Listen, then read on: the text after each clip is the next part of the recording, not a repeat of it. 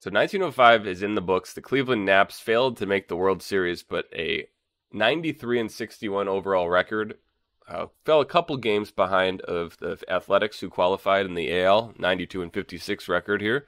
But they could not get it done over the New York Giants in the World Series. New York Giants won the World Series in real life, 4-1. Christy Mathewson threw 3 shutouts in games 1, 3, and 5.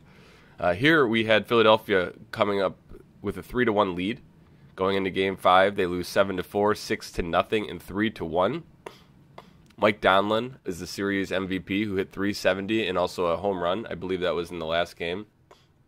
And there were a couple good performers here. Danny Murphy, Sox Seabolds, Danny, and Harry Davis all played pretty well here for Philadelphia. So that was the playoffs, one round, and the World Series champions, just like real life, the New York Giants. So we'll take a look here at the manager's office to just take a look at what happened in Cleveland. It looks like all the goals were met. We did not reach the playoffs, but 93-61, 604 winning percentage looked good enough for the owner. Upgrade at first base, which is kind of just random. We just had George Stovall come in. And prove your team still in bases. We got second place instead of 8. We did get thrown out a lot, but hey, that's what happens. They gave me a goal, so I hit my goal. See any achievements that we hit this year. First, we'll do the manager history. That's what we're looking at. We did pretty bad in this first year. Neutral in the second year. And then a couple good seasons. So my winning percentage in total has gone up to 560 here. Which is pretty good. We don't know if I got any new ones for 1905. Like a hit streak, 33-game hitting streak. I guess Bill Bernard got the ERA crown. So there's a couple things that happened. You don't have to worry about this. It's all transactions.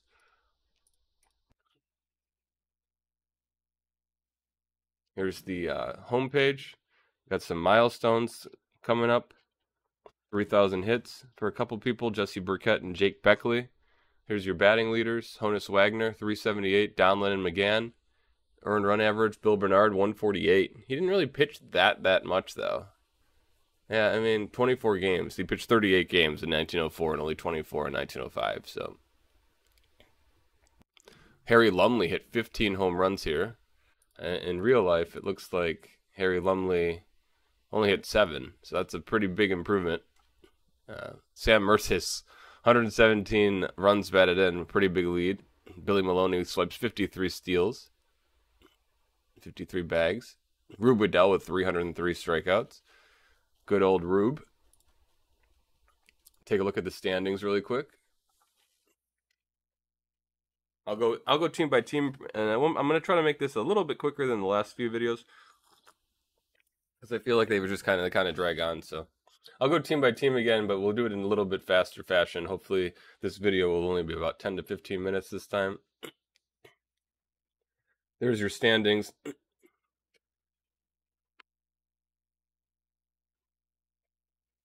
Expanded standings and whatnot. We have some statistics. I'll just briefly look at this. We'll combine the leagues because there's only 16 teams. Looks like Honus Wagner really had a standout year. I see Honus Wagner everywhere on this. There's the pitching leaders.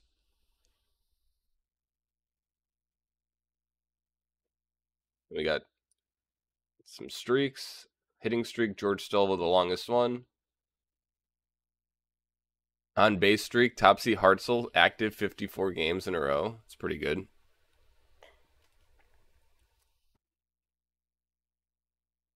Don't need to look at any of that. Here's the simulation accuracy from 1904. That's pretty on. I mean, these are pretty good. Besides the home runs up in 1902. I mean, that could have just been because of some inside the park luck too, though. These fields are huge. So I don't know exactly why that was up so much, 13%. But that looks like the biggest jump. So let's take a look here at the league reports.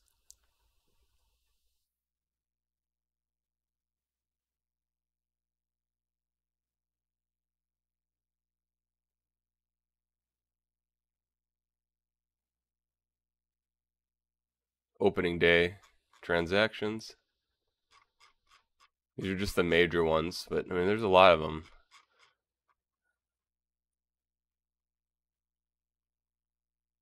And obviously, I can't go through all of these. Looks like Knapp came back for 2 days. Where is he? I saw him.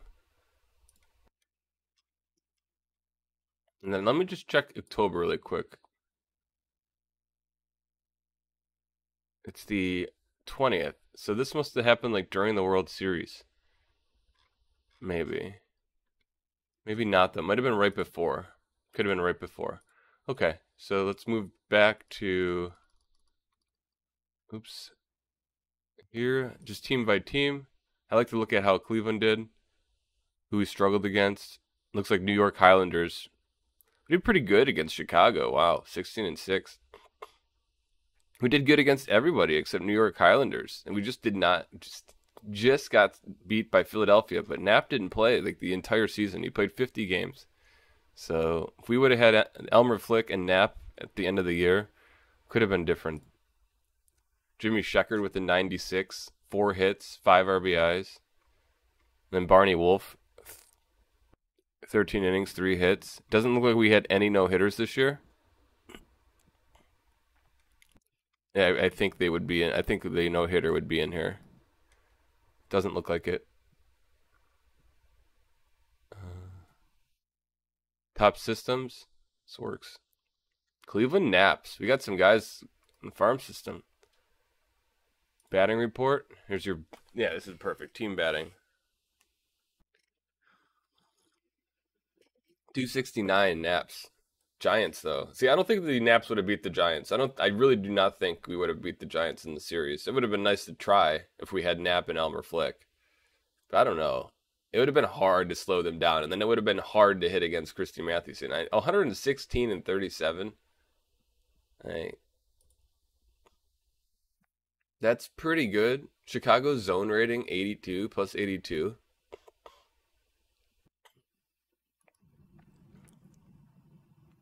Team power rankings at the end. See, we were right there. We were right there. The Naps were there.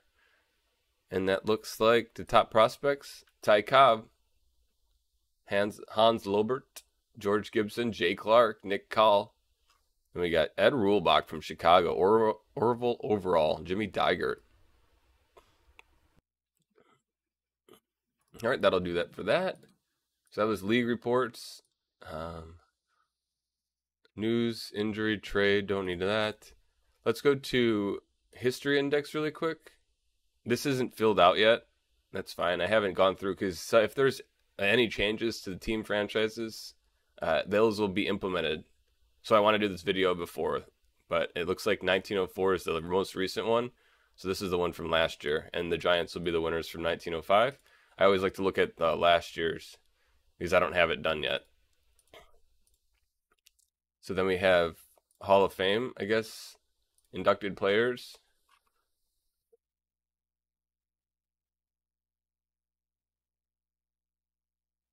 And the Hall of Fame didn't start like until 1930, but I kind of dropped the ball on this and accidentally started it in 1902. So we're just going to simulate the Hall of Fame as if it would have started from the beginning. It's not worth going back for, although I should have did a little bit more research and figured out when Hall of Fame stuff started and then tried to have the initial class. It's like Knapp was in the class, Honus Wagner was in the class, I think Cap Anson was in the class. There's a few people. So it'll be a little bit different, but that's okay. We can do it a little different. Got all these guys retired. We'll go one by one. Milestone watch. No one's close to any 30 home run ones or home run milestones. That'll be a long time. Next, it'll probably take until the 1920 era. All right, that should do it. Single season and career records. Game records.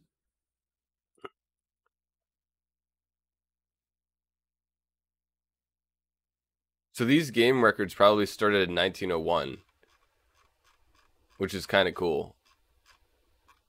So these will only be from 1901 on.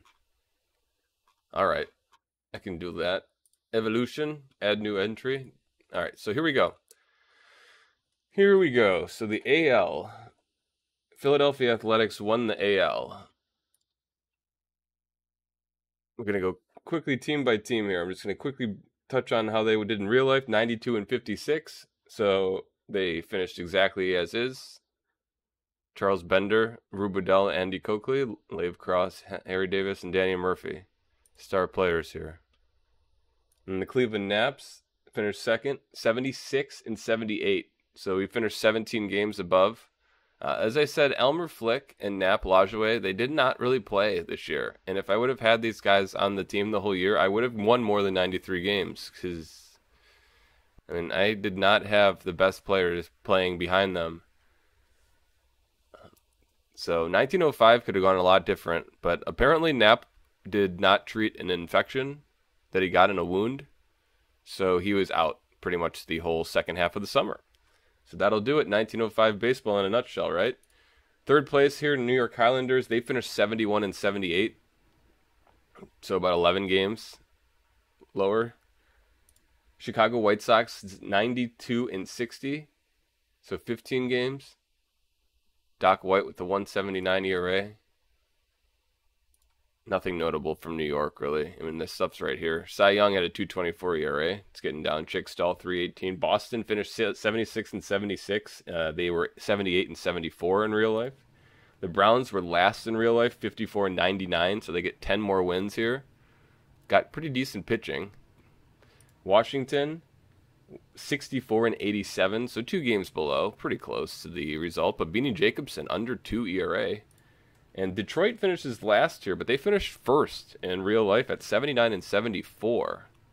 So that looks like 19 games missing from their win column. Nobody really, the ERA is high. Frank Kitson, almost 3, and that was their highest, or their lowest pitcher. Charlie Hickman, 4 home runs for Detroit, and then he went on his way to Washington. Looks like Ty Cobb, he only hit 236 in his 18-year-old rookie season. So onto the NL. The New York Giants just cruised. 116 wins and 37 losses. They had 105 wins in real life, so 11 games more here.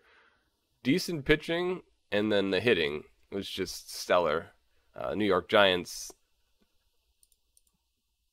they really hit the ball well this year, and it showed as they were very hard to beat. Winning over 3/4 of the games is pretty incredible. And then we had Pittsburgh in second place. They were 96 and 57, so 7 games below here. Honus Wagner's the MVP of the year, 378 average. Good pitching always here for Pittsburgh as well. You got the Cubs, 92 and 61, so 6 games behind where they were in real life. You're going to have a lot of these teams winning a little bit less when the Giants win so much too. Mordecai Three-Finger Brown, 2.15 ERA. Then you have the Philadelphia Phillies in fourth. They went 83 and 69 in real life in fourth place, so 7 win-loss difference. Pretty decent hitting though. Philadelphia has been pretty bad over the years, if I recall here. So Philadelphia in 1901 did pretty well. And then in 1902, 1903, 1904 were slumping in the 400s. But funny enough, they finally go 500, and now they're 40 games behind. And these other 3 years, they didn't do that well, and they were only 30 games behind. So it didn't really matter this year, I guess. Then you had Cincinnati in fifth place, 76 and 77, or 79 and 74 in real life. So 3 games less won here. Cy Seymour hit 342 though, and overall is the 4th best prospect. You have Brooklyn Superbuzz. They finished in 8th place and last place with 48 wins. So they got 13 more wins here. So yeah, Harry Lumley with 15 home runs instead of 7. Jimmy Sheckard had a really good year. The pitching really wasn't there, but they just must have got the runs at times to win some games. And then you have St. Louis finishing in 6th place in real life with 58 wins and 96 losses. So 3 games won more. They won 3 more games in the simulation. Pitching was not quite there. But they had some bats.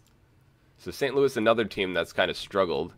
Ever since 1901 when they lost all their players to the AL. Like all these players, because the salary cap existed in the NL, they went to the AL to get paid more. So they went to like the St. Louis Browns from the Cardinals on this year, and that's they haven't really recovered yet. I mean, still about 400.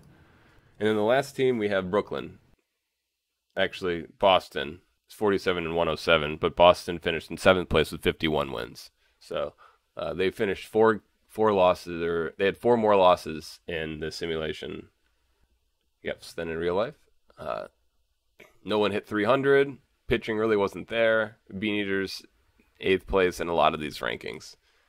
Not too good. So let's go back to the naps really quick. Go down the list here. Team reports. Here's the team reports. Who's hot and who's not. Charlie Smith didn't even pitch this year. I think he was out for the whole year. And I don't really go into the bullpen that much. But here's all the information from this year. Claude Rossman didn't play. Mike Donovan didn't play. May the Bill Schwartz be with you. Only got 8 at-bats, and I think I remember the hit. No upcoming game. All right, so we're going to move on to the next year. I am uncertain what we have in store. And the reason why I say this is because I did a little bit of research and I watched a couple videos just on baseball in this era. And it looks like in 1906, the Negro League start. So I don't know what's going to happen here. I know that they are an official Major League Baseball. It's not like a subdivision or anything. It's just like a different Major League Baseball league. So if it does play, I don't think I'll be like reading every box score, but I think I will be kind of paying attention to how the players perform. I'm unsure how this is going to work, though. I'm tempted to think that nothing's going to happen yet, but we'll see. So we'll see where that goes. This has been another awesome year of simulated baseball. 1905, we almost had enough. They almost had enough to edge out Philadelphia, but it was really tough to win at the end of the year. Our team batting kind of got decimated.